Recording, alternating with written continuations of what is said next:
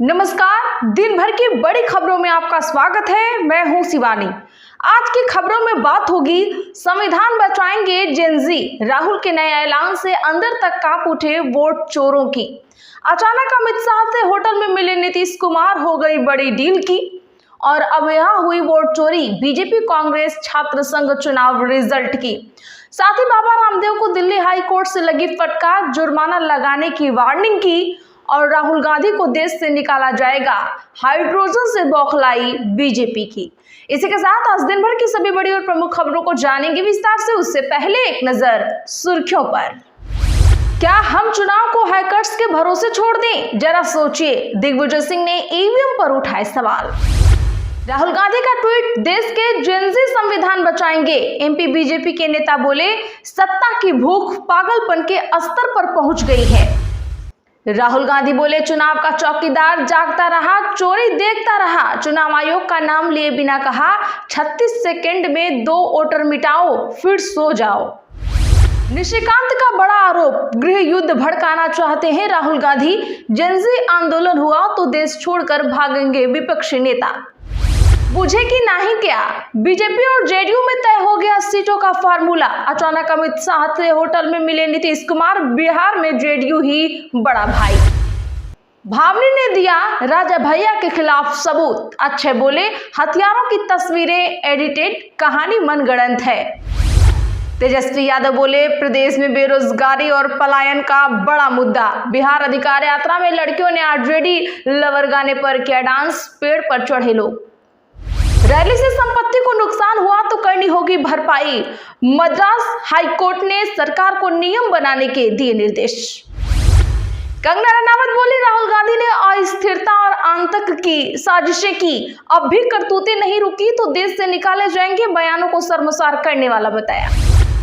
Seat बंटवारे पर India block में छिड़ा घमासान। दीपंकर बोले, पिछले चुनाव से सबक ले कांग्रेस, लचीलापन दिखाए राजद।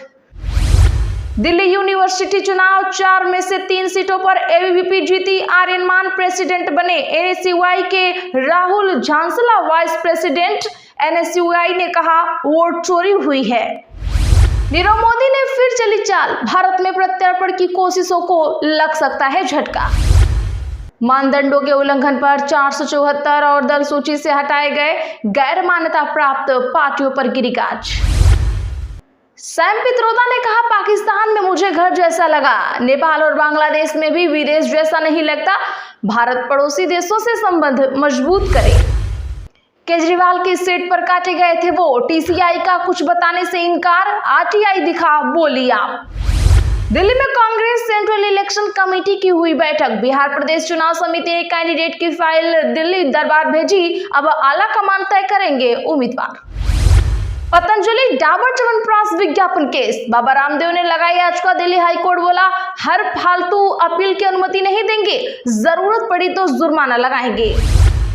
नेपाली पीएम बोली, हम 0 स्टेट की स्थिति में, न इमारतें बची और न ही डॉक्यूमेंट्स। जेनजी आंदोलन की आग में सब हुआ राख। हरियाणा के मंत्री की सभा में घुसा सांड, वीडियो तेजी से हो रहा है वायरल। लोग चिल्लाए, मंत्री जी हटिए हटिए, बचिए बचिए। मीडिया छोड़ गाड़ी की ओर लपके गौतम। हाथ में तिरंगा लेकर सड़क पर बैठे TRE-4 के कैंडिडेट्स। पटना में बारिश के बीच 3 घंटे डटे रहे अभ्यर्थियों ने कहा, सरकार अपना वादा निभाए। अमेरिका ने BLA पर बैन के प्रस्ताव को वीटो किया। यूएन में पाकिस्तान और चीन का प्रस्ताव रोका। पिछले महीने यूएस ने ही आतंकी संगठन किया था घोषित। ट्रंप बोले, मैं भारत और पीएम मोदी के बहुत करीब, और रूस से तेल खरीदने के कारण उन पर बैन लगाना पड़ा। चले जानते हैं अब बड़ी और प्रमुख खबरों को विस्तार से। उससे पहले वीडियो को लाइक करें, साथ ही आपसे रिक्वेस्ट है खबरों को आखिर तक जरूर देखें। राहुल गांधी का ट्वीट, देश के जेनजी संविधान बचाएंगे। एमपी बीजेपी के नेता बोले, सत्ता के भूखे न जाने कितने स्तर तक पहुंचेंगे।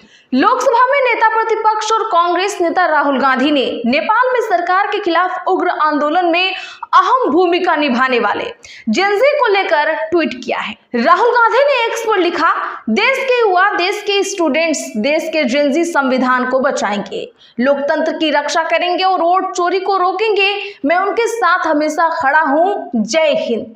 बता दें कि राहुल गांधी के इस ट्वीट पर अब बीजेपी अंदर तक हिली हुई है। इसी बीच एमपी बीजेपी के नेताओं ने कड़ा ऐतराज जता दिया है। खजुराहो सांसद और बीजेपी के पूर्व प्रदेश अध्यक्ष वीडी शर्मा ने राहुल के ट्वीट पर पलटवार करते हुए लिखा है कि राहुल गांधी की सत्ता की भूख पागलपन के स्तर पर पहुंच गई है। सत्ता में वापस आने के लिए वो देश विरोधी ताकतों के साथ मिलकर भारत में अराजकता फैलाने, बवाल भड़काने से भी नहीं हिचकिचाएंगे। वहीं रामेश्वर शर्मा ने कहा, सोनिया गांधी अपने सपूत को समझाएं कि यह महात्मा गांधी जी के शांति पसंद देश में आग लगवाना चाहता है। विधायक शर्मा ने कहा कि न्यायालय को इस मामले पर स्वतः संज्ञान लेना चाहिए। राहुल गांधी को समझना पड़ेगा, यह देश आग और पत्थर से नहीं बल्कि बाबा साहेब के संविधान से चलेगा। दर्शकों, राहुल ने भी तो संविधान की ही बात कही है।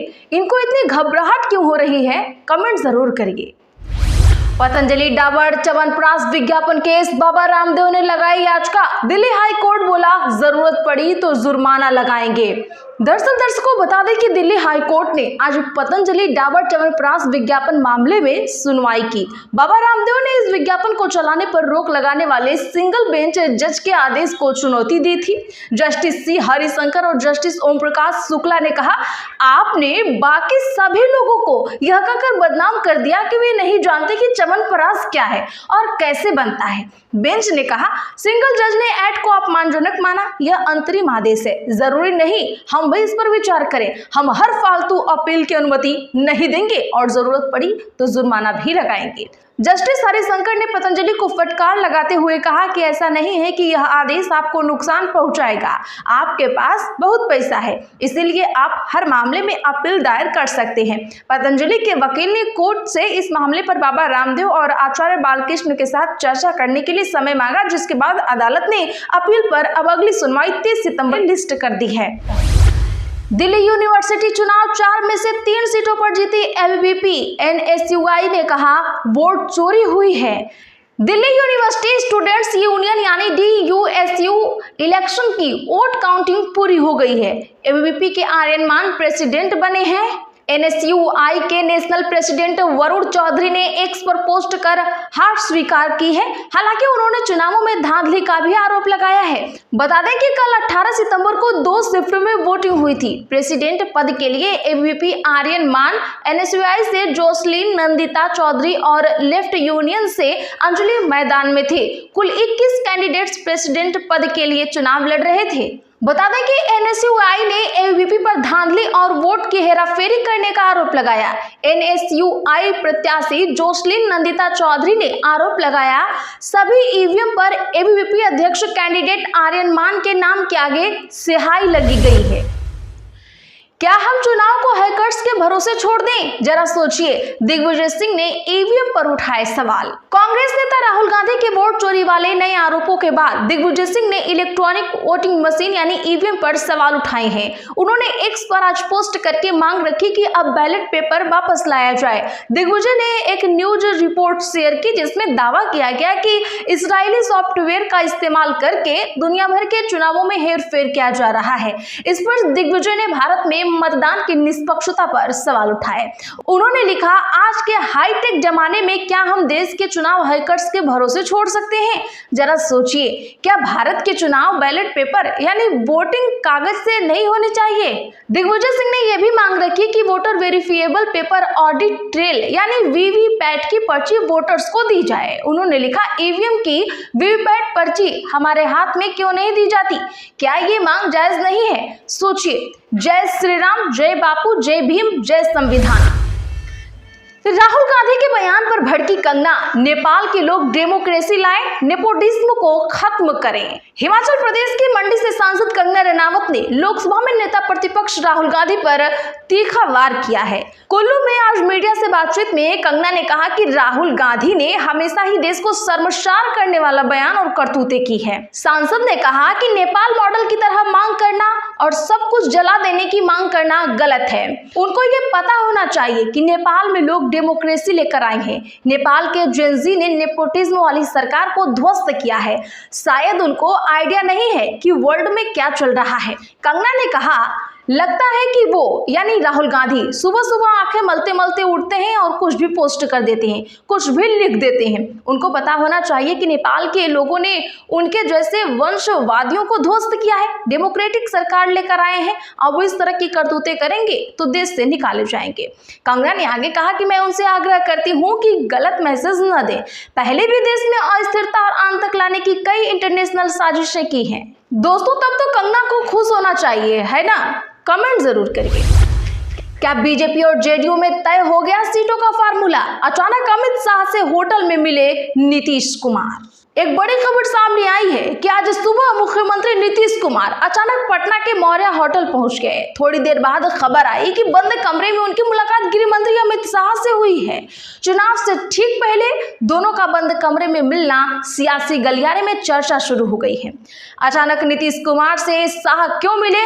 बंद कमरे में क्या बातें हुई? क्या एनडीए में सीटों के बंटवारे का फॉर्मूला तय हो गया? दरअसल 17 सितंबर की शाम गृह मंत्री अमित शाह पटना पहुंचे। कहा जा रहा है कि वे 2 दिन बिहार में रहेंगे। सीट बंटवारे पर इंडिया ब्लॉक में छिड़ा घमासान। दीपंकर बोले, पिछले चुनाव से सबक ले कांग्रेस, लचीलापन दिखाए राजद। बिहार में विपक्षी गठबंधन का हिस्सा बनी भारतीय कम्युनिस्ट पार्टी लिबरेशन ने उम्मीद जताई है कि कांग्रेस इस बार सीट बंटवारे की बातचीत में ज्यादा यथार्थवादी रुख अपनाएगी। पार्टी महासचिव दीपंकर भट्टाचार्य ने कहा कि कांग्रेस को 2020 के विधानसभा चुनाव से कुछ सबक लेना चाहिए, जब उसने अपनी क्षमता से ज्यादा सीट मांग ली थी, लेकिन प्रदर्शन बहुत कमजोर रहा। दीपंकर भट्टाचार्य ने कहा कि राष्ट्रीय जनता दल यानी राजद भी छोटे दलों के लिए सीटों को लेकर ज्यादा लचीलापन दिखाए, क्योंकि इस बार विपक्षी गठबंधन इंडिया में नए दलों के आने की संभावना है, जिससे गठबंधन बड़ा हो सकता है। भट्टाचार्य ने कहा कि उनकी पार्टी इस बार 243 में से कम 40 सीट पर चुनाव लड़ना चाहती है। आज के लिए बस इतना ही। ऐसे ही खबरों के लिए चैनल सब्सक्राइब करें और बगल में घंटे के निशान को जरूर दबा लें। वीडियो को लाइक शेयर भी जरूर करें।